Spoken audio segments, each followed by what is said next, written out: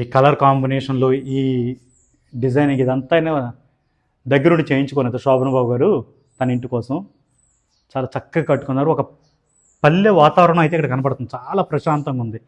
ఆ పాతకాలపు చూడండి పైన వర్క్ అది ఎలా ఉందనేది. ఇప్పటికీ కూడా ఇవి చాలా బలంగా ఉన్నాయి.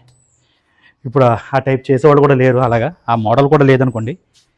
కానీ చాలా అద్భుతంగా, అంటే ఈ ఊళ్ళో చాలా గుప్తదానాలు చేశారట. ఇక్కడ పంచాయతీ కార్యాలయం కానీ, స్కూల్ కానీ, ఆయన చదువుకున్న స్కూల్ మైలవరంలో ఉంది, దాన్ని డెవలప్ చేయడంలో కానీ వీళ్ళ కుటుంబం పాత్ర చాలా ఉంది. గుప్తదానాలు చాలా ఇచ్చారు. ఇదంతా కూడా ఆయన ఇల్లు అనమాట. యాక్చువల్లీ ఇది ఆయన కోసం కట్టుకున్న ఇల్లు, ఇది తమ్ముడు కోసం డిజైన్ చేయించారు.